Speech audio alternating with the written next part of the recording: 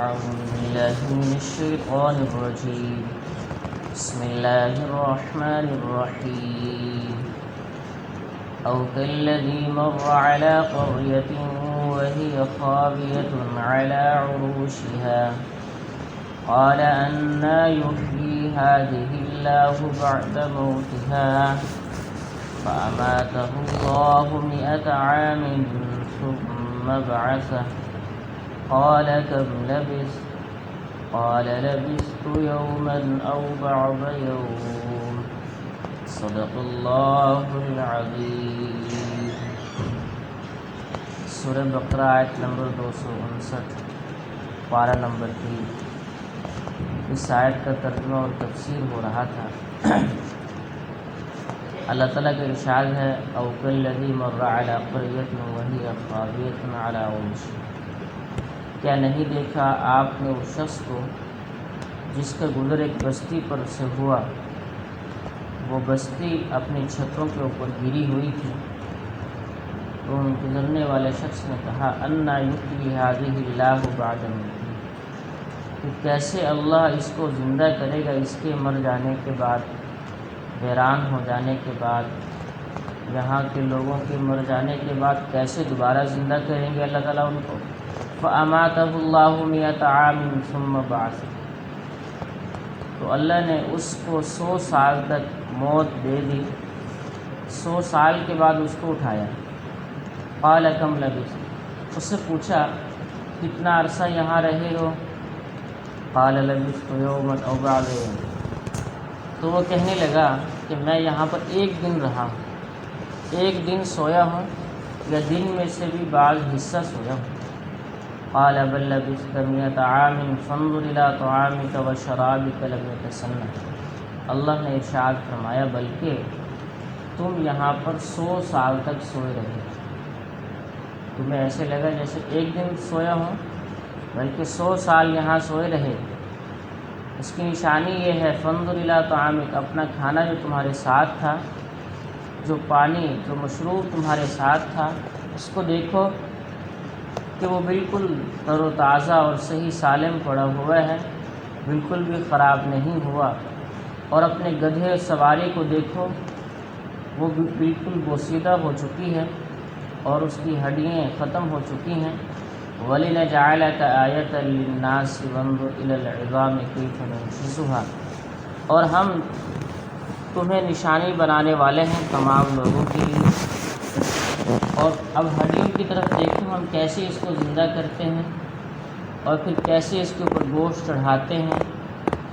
فَلَمَّا تَبَيَّنَ لَهُ قَالَ أَعْلَمُ أَنَّ اللَّهَ عَلَى كُلِّ شَيْءٍ، جب یہ ساری کی ساری بات اس کے سامنے واضح ہو گئی کہ ہاں میرا کھانا بھی بالکل صحیح رکھا ہوا ہے اور جو میری سواری تھی وہ ایسے ہو گئی کہ اس کا نام و نشان بھی باقی نہ رہا، تو یہ تو واقعی مجھے کافی عرصہ ہو گیا یہاں سوئے ہوئے کو۔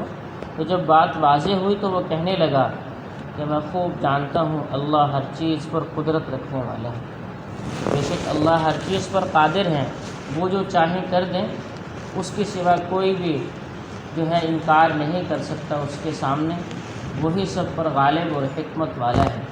یہ واقعہ سیدنا عیسیٰ علیہ السلام کی ولادت باسعادت سے 500 سال پہلے پیش آیا۔ جب بنی اسرائیل میں سرکشی پیدا ہو گئی اور وہ مختلف قسم کی برائیوں میں مبتلا ہو گئے، تو اس وقت بابل پر بخت نصر جیسا جابر اور ظالم بادشاہ حکمران تھا۔ کہتے ہیں کہ نمرود کی طرح بخت نصر نے بھی پوری دنیا پر حکومت کی تھی۔ چند دن پہلے ہی یہ بات گزری ہے کہ 4 شخصوں نے پوری دنیا پر حکومت کی، ان میں سے ایک شخص یہ بھی تھا۔ چنانچہ اس نے شام فلسطین پر حملہ کر کے تباہ و برباد کر دیا اور بیت المقدس کی اینٹ سے اینٹ بجا دی، بے شمار بنی اسرائیلیوں کو قتل کر دیا اور لاتعداد لوگوں کو غلام اور لونڈیاں بنا کر اپنے ساتھ عراق میں لے گیا۔ بنی اسرائیل کی تمام کتابیں تورات سمیت جلا ڈالی، اتنا ظالم بادشاہ تھا، حتیٰ کہ تورات کا ایک نسخہ بھی سلامت سے نہ بچا۔ تاریخی واقعات سے پتہ چلتا ہے کہ قید ہونے والوں میں حضرت عزیر علیہ السلام بھی شامل تھے۔ تاریخی واقعات سے پتہ چلا کہ حضرت عزیر علیہ السلام ان میں شامل تھے۔ کچھ عرصہ بعد جب آپ قید سے رہا ہو کر واپس اپنے وطن آ رہے تھے تو یہ واقعہ راستے میں پیش آیا۔ کہتے ہیں کہ حضرت عزیر علیہ السلام گدھے پر سوار آ رہے تھے۔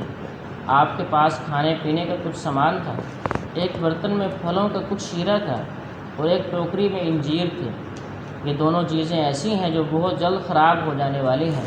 بہرحال آپ کا اس اجڑے ہوئے شہر پر گزر ہوا۔ کھنڈرات کو عبور کرتے ہوئے ایک مقام پر ان کے دل میں خیال پیدا ہوا کہ یہ اجڑا ہوا شہر ہے، یہ تو کبھی بھی آباد نہیں ہو سکتا۔ اسی سوچ و بچار میں کھنڈرات کے درمیان ایک مقام پر اترے، گدھے کو باندھا، کھانے کا کچھ حصہ کھایا اور باقی پاس رکھ لیا۔ تھکے ہوئے تھے، ذرا آرام کرنے کے لیے لیٹ گئے۔ تھکاوٹ ہوتی ہے تو آرام چاہتا ہے انسان۔ پھر ایسے سوئے کہ اللہ تعالیٰ نے 100 سال تک سلایا 100 سال تک سلائے رکھا۔ جس وقت سوئے تھے تو دن کا ابتدائی حصہ تھا اور جب بیدار ہوئے تو ابھی سورج غروب نہیں ہوا تھا۔ صبح کے وقت سوئے ہیں اور شام کو اللہ نے ان کو جگا دیا، لیکن 100 سال کے بعد۔ اٹھنے کے بعد ان سے سوال و جواب کیے کہ کتنا عرصہ سوئے ہو؟ انہوں نے کہا کہ ایک دن یا ایک دن کا بھی کچھ حصہ، یعنی میں صبح کو تو سوئے تھا اور رات ہونے سے پہلے ہی مجھے جگا دیا گیا، تو پورا دن بھی نہیں لگتا مجھے کہ میں سویا ہوں۔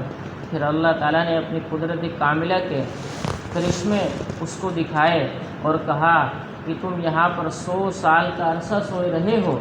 اس کا کھانا بالکل تر و تازہ رکھا ہوا تھا، جو بالکل بھی خراب نہیں ہوا، البتہ ان کا گدھا مر چکا تھا اور اس کی ہڈیاں ادھر ادھر بکھری پڑی تھیں۔ پھر اللہ تعالیٰ نے آپ کے سامنے گدھے کو زندہ کیا۔ حضرت عزیر علیہ السلام موت کی نیند سو رہے تھے تو اس دوران بخت نصر مر گیا۔ ایران کے بادشاہ خسرو نے فلسطین پر حملہ کر کے اسے اپنے زیر نگی کر لیا اور بنی اسرائیلیوں کو آزاد کر دیا اور انہیں فلسطین کو دوبارہ آباد کرنے کی اجازت دے دی۔ چنانچہ انہوں نے 30 سال کے مختصر عرصہ میں اس اجڑے ہوئے شہر کو دوبارہ سے آباد کر دیا جو بالکل اجڑ چکا تھا۔ پھر ایسا محسوس ہوتا تھا کہ یہ شہر کبھی ویران ہوا ہی نہیں، بلکہ پہلے سے بھی زیادہ پر رونق ہو گیا۔ دنیا کی تاریخ میں آبادی اور بربادی کی ایسی کئی مثالیں ملتی ہیں۔ پہلی جنگ عظیم میں جرمنی کی اینٹ سے اینٹ بجا دی تھی، مگر جنگ کے خاتمہ سے چند سال کے اندر ہی جرمنی اس طرح آباد ہو گیا تھا کہ اگر وہاں کوئی حادثہ پیش آیا ہی نہیں، وہاں پر کوئی حادثہ پیش آیا ہی نہ ہو تو 100 سال تک میرے دوستو اللہ نے حضرت عزیر علیہ السلام کو وہاں پر سلائے رکھا اور پھر 100 سال کے بعد اٹھایا۔ تو ان سے پوچھتے ہیں کتنا عرصہ رہے ہو؟ تو وہ کہنے لگے کہ میں تو ایک دن کا بھی کچھ حصہ رہا ہوں، لیکن اس کو یہ پتہ نہیں کہ میں 100 سال تک یہاں رہا۔ اللہ تعالیٰ نے دکھانا تھا کہ میں کیسے دوبارہ زندہ کرتا ہوں مر جانے کے بعد۔ تو تمہیں 100 سال تک یہاں سلائے رکھا، تمہیں بھی دوبارہ زندہ کر دیا۔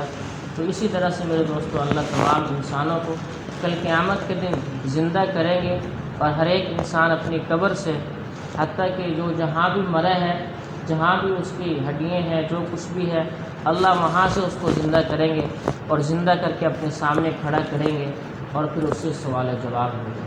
اللہ ہم سب کو اللہ کے تمام احکامات کو ماننے والا بنائے اور اس پر عمل کرنے والا بنائے۔ وما علینا الا البلاغ۔ اللهم لك الحمد كما ينبغي لجلال وجهك وعظيم سلطانك۔ اللهم اغفر لنا ولوالدينا ولأساتذتنا ولمشايخنا ولجميع المؤمنين والمؤمنات